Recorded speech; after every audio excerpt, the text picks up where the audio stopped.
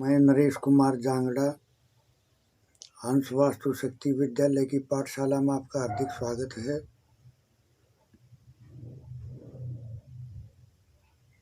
एक सीरीज शुरू की है कि घर को कैसे पहचाने या एरिया को कैसे पहचाने कि वो किस ग्रह का है।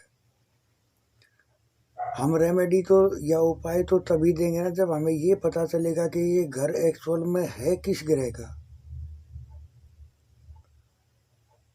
मैंने अपने पिछले वीडियो में राहु का घर एरिया दोनों क्लियर किए थे। इस वीडियो में मैं आपको बताऊंगा कि केतु के घर की क्या पहचान होती है, उसको किस तरह से पहचानने, उनके क्या क्या सिम्टम होते हैं और क्या क्या गुण और अवगुण होते हैं। तो ये मकान जो है ना, ये बहुत रहस्यमय मकान होते हैं केतु के। इनमें हवा का एहसास तो होता है पर ये पता नहीं चल पाता कि हवा आ कहाँ से रही है। जैसे हम ठंडी में कई बार देखते हैं कि जब हम कुछ भी अपने शरीर पर ओढ़ लेते हैं तो थोड़ा सा भी अगर कहीं से कुछ वो है तो हवा का एहसास, हालांकि हमने दबा रखी लेकिन फिर भी पता नहीं चल पाता हवा कहाँ से रही है। तो ऐसे ही ये बहुत रहस्यमय मकान होते हैं। 3 तरफ से खुला मकान, या तो उसके 3 तरफ रोड हो, गली हो, या फिर कई बार ऐसा हो जाता है कि एक बाउंड्री के अंदर बंदा एक दीवार से सटा कर मकान बना देगा जो 3 साइड ओपन होगा लेकिन चौथी साइड से बंद होगा। ये भी केतु के घर की खास पहचान है। और एक कोने का मकान, ये भी केतु का है। इन घरों में किया कराया, जादू टोना, वहम,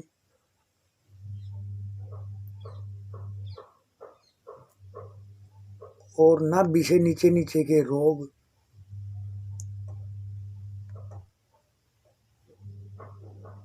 केतु एक बहुत रहस्यमय ग्रह है।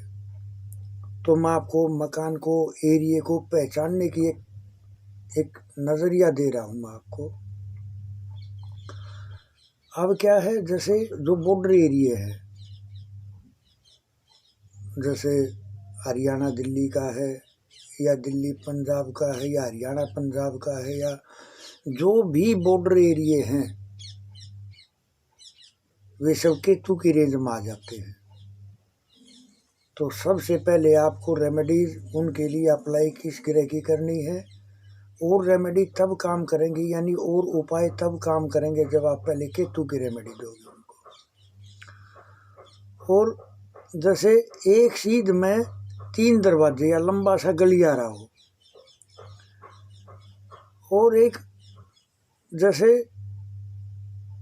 उजड़ा हुआ घर है ना, कई बार आपने देखा होगा कि मकान के साथ में बहुत सारे मकान ऐसे होते हैं जो उजड़ चुके होते हैं। ये भी उस एरिया पे केतु की नजर है इसका मतलब। या वहाँ कुत्ते पोटी और सुसु करके जाते हो, क्योंकि वे अपने एरिया को पहचान लेते हैं। वे पोटी और सुसु वहीं करके जाएंगे जहाँ उनका एरिया होगा। वे अपने एरिया को पहचान लेते हैं। या कुत्तों के रोने की आवाज़ भी उस एरिया में कुछ ज़्यादा नज़र आएगी आपको।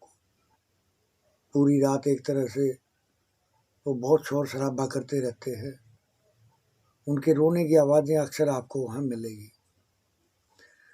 और एक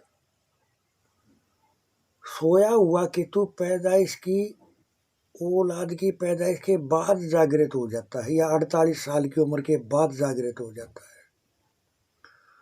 तो केतु के इन सिम्टमों को कैसे रिलीव करें, कैसे इनको ट्रीट करें, वो मैं आपको एक चक्षु दूंगा और बताऊंगा कि क्या क्या रेमेडी करने से हम जैसे ही देखेंगे अगर वो केतु का एरिया है तो उसमें केतु की एनर्जी कितनी है। यानी सबसे पहले तो हम चेक करेंगे कि उसमें पॉजिटिव एनर्जी कितनी है। तो पॉजिटिव एनर्जी देखने के बाद में ही पता चलेगा कि कैसे हम उसको पहचान सकते हैं और उसका ट्रीटमेंट कर सकते हैं। तो यहाँ मैंने पॉजिटिव के सैंपल डाल दिए इसके अंदर।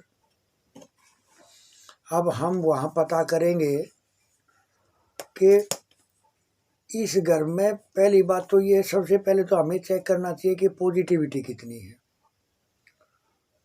तो सबसे पहले हम स्कैनर का, सबसे पहले मैं आपको एक खुलासा करूं, स्कैनर का हमें कोई नाम रखना चाहिए अपने इष्ट देव के नाम पर, फिर उसको नमन करना चाहिए, फिर अपने पितरों को याद करना चाहिए, और फिर हम स्कैनर से जवाब लेंगे। तो इस तरह से हम पता करते हैं इस घर की पॉजिटिविटी कितनी है।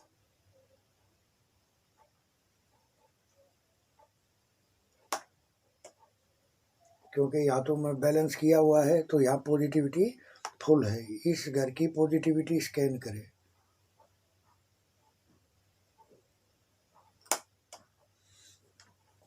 तो ये है।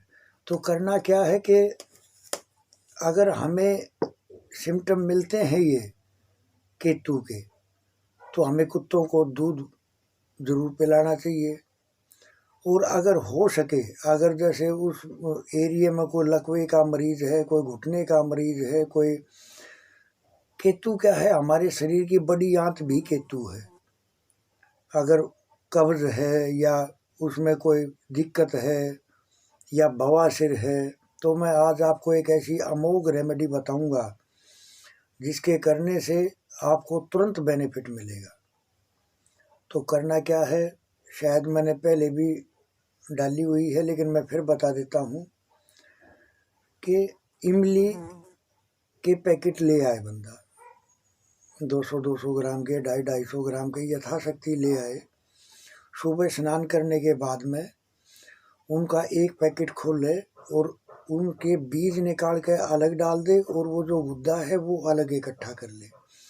तो बीज को डाल दे डस्टबिन में, और गुद्दे को अपने ऊपर से एंटी क्लॉकवाइज, ये ख्याल करना है कि एंटी क्लॉक ही होना चाहिए, एंटी क्लॉकवाइज 7 बार अपने ऊपर से वार के, और फिर आप उसको सूअर को खिलाए। किया कराया जादू टोना हेल्थ की ये जो वीकेज है ये बताई मैंने। अगर किसी का दवाइयों का सिलसिला टूट ही नहीं रहा हो, तो आप ये रेमेडी करें, ये उपाय करें। ये ऐसा अमोघ उपाय है, अगर आप जैसे आज कर आए, तो आपको अगले दिन जब आप करने जाओगे तो आपको पता चल जाएगा कि कल मैं जो किया था मेरे को आराम है। यानी कहने का भाव ये है, सूअर जब उस इमली को खाएंगे और अपने पीछे से निकालेंगे, जैसे ही निकालेंगे तो ये समझो उनको सिम्टम मिलने अच्छे शुरू हो जाएंगे। तो आप ये उपाय करें और आप देखोगे कि केतु के रेमेडीज एक तरह से आप कंप्लीट पाओगे। थैंक यू, धन्यवाद, नमस्कार। और शेयर और सब्सक्राइब करें।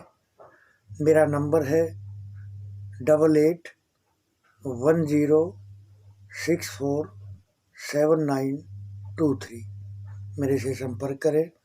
अगर आपने मकान का वास्तु चेक कराना है, या घर पर कोई समस्या है, भूत की, प्रेत की, जिन की, जिन्नात की, कमाई की, बरकत की, झगड़े की, आपसी रिश्ते की, बीमारी की, कोई भी समस्या है वास्तु को लेकर, क्योंकि कोई भी काम होगा ही तब जब वास्तु इनबैलेंस होगा। जैसे मैंने अपनी श्रृंखला में बताया कि अंक शास्त्र के बारे में, अंकों के बारे में, अंकों से कैसे उनको कैलकुलेट करें, कैसे उनकी भाषा को समझे। तो जो वो मैंने वीडियो जो बनाया, तो जब वास्तु हमारा गलत होगा तो सारे ही चीज़ हमें गलत ही मिलेंगी, तो ही तो वो चीज़ बढ़ेगी ना बुराई की। तो इस तरह से तो आप जो है चैनल को आगे बढ़ाए और इनके नोट्स तैयार करते रहे। आपको पता चलेगा कि हकीकत में वास्तु एक इतनी ज़बरदस्त साइंस है जो हमारे ऋषि मुनि हमारे को देंगे, और जिन पर जो जिसने जितना काम किया उसको उतने ही इसके जादुई सिम्टम नज़र आए। तो खैर, थैंक यू, धन्यवाद, नमस्कार।